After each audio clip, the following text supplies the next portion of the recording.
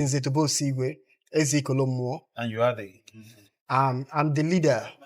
I'm the leader of Igbo integration movement. Igbo. Okay, first of all, what actually do you come here to do? We came to dialogue and also to plead with Ohaneze to help us in our quest to see that Igbos are fully integrated into Nigeria. Because we believe that the incessant quest for Biafra in an Igbo is stemmed from the belief that Igbos are being marginalized in Nigeria. And also, because of this belief, it's surprising that most of our leaders are detached, do not want to discuss this particular issue of Biafra. The average Igbo man is emotional about Biafra.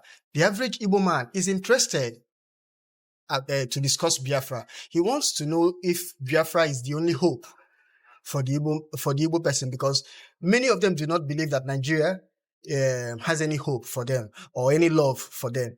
So if that's the belief of an average Igbo man, how come our leaders, our Igbo leaders, are shying away from such discussion?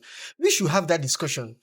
I believe that the conversation is the only thing that is necessary to end the quest for Biafra, the incessant quest for Biafra. We don't want every 10 years or 15 years, Igbos will be taken back again with the issue of the agitation of Biafra. Can we have this conversation once and for all and decide, are we in Nigeria or out of it, or why we cannot be out of Nigeria? Like I said elsewhere, that Ojukwu agitated for Biafra and came back and integrated himself into Nigeria. So how come we are still stuck where Ojukwu, who fought for Biafra, has left? Ojukwu has integrated himself into Biafra. The wife of Ojukwu is currently the foreign affairs minister state in Nigeria. So can we progress? Can we have this discussion? Every Igbo person is involved. This is the only discussion they want to have. So why are we shying away from it? Let's be intentional. Let's open the floor. Let's discuss it. Let's heal and move on. I for one believe in moving on. But the average Igbo person believes that Biafra is the hope for the person. So that person needs to be bought. The person needs to be explained. The person needs to be schooled. The person needs to be educated on why this thing is not feasible or why it's not feasible. It's when you have that discussion, that's when the person will now make his or her own judgment or conclusion. Okay, I think this Biafra is not feasible. Oh, I think it's feasible. Oh, I think this is the reason why it will be feasible, perhaps in the next 100 years. It's only through conversation we should have that, they can be able to come to that conclusion. But how will they have that conclusion if we refuse to have that conversation? Okay, in your speech in there, you alluded to the fact that what we are seeing in Igbo land is as a result of the issue of Biafra being left in the hands of agitators to discuss, to drive, not discuss. That's why we're having all these things, violence, incessant sit-at-home, and all those things. What do you prefer? I prefer that we have elected leaders. We have leaders we have elected governors, we have elected House of Rep members, we have elected senators, we have state House of Assembly members. So these are legitimate organs of governance. And I'm saying they are the ones that are supposed to be pushing this conversation. They are supposed to be shaping the narrative. They are not responding back to the people. Rather, the discussion has been one-sided. This discussion has for over the years now been in the hand of agitators, those who want to collapse the Nigerian system. So I'm saying that the Igbo leaders that we are elected, what are you saying? You are supposed to open up the floor for conversation. You have to invite these people, even some of the agitators. Why not invite them? Let's discuss. Bring them to the discussion table. Let's have a day. That's why we are pushing for September 29th. The Igbo program of 1966 started in September 29th. And I'm saying, can we use this particular day to have this discussion? For example, we see last week and last 2 weeks, the Yorubas have been pushing for June 12th. Today, June 12th has been recognized as a national public holiday. They were having the discussion. It's because they opened the floor open for them to be having this discussion. They have been writing, and that's why the president then in power, Muhammad Buhari, recognized June 12th as a national day of public holiday. And the Yorubas have healed from what they believe was injustice. And I'm saying that Igbos have not healed from what they believe was injustice. That's the massacre, the mass killing, what looked like organized killing of the Igbos by the Nigerian state. So is there going to be an avenue?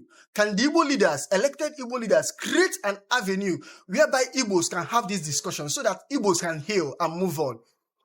The way I'm looking at this whole thing, even from where you spoke, you also recognize or recall that there are some of these Igbo leaders who, as a result of the way we are making this conversation, their houses were burnt. Yes. The fear of these agitators attacking them. That's one. Then two, I'm also looking at it that the average Igbo man has zeroed his mind that there is nothing that will come out from this conversation. That is only Nnamdi Kanu or nothing. Don't you see that as a challenge? I think that the Igbo elites that have refused to have the conversation.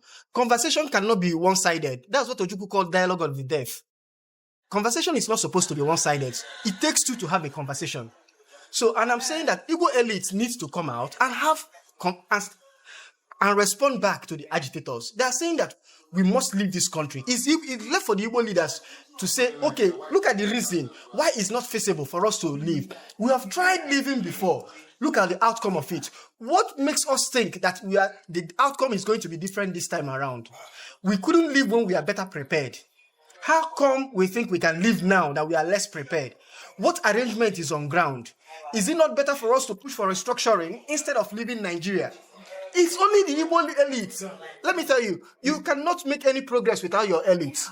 So that's why it's incumbent on Igbo elite to have this conversation. They cannot shy away from it. They cannot allow only the Biafran agitators to be the one pushing the discussion. A discussion needs to be balanced. It needs to be countered for it to be balanced so that everybody, the other side, the other parties will say, okay, I think the other person is making sense. No, I don't buy into what this person is saying. But once it's one-sided, the person will carry the day. But do you think that releasing Nnamdi Kanu is one sure way of solving the Igbo problem? If you release Nnamdi Kanu, it may end sit at home, but it will not end the quest for Biafra. What we need is for Igbos to take a decision. We need to take a stand. Are we in Nigeria or want to be out? That's the conversation we need to have. Our leaders don't want to have that conversation. They need to know that this is the conversation that the average Igbo man wants to have, that the average Igbo man believes that they need to be out of Nigeria. So the leaders who are benefiting from the Nigerian system must be able to push, to counter this quest and tell them why it's not, because they have more facts available in their hands than us, the ordinary people. So it's them that you're supposed to drive that conversation. Okay. Thank you. Once again, your name and your portfolio. Your portfolio. I'm a writer and I'm an Igbo cultural ambassador. Yes. And I'm the leader of Igbo integration movement.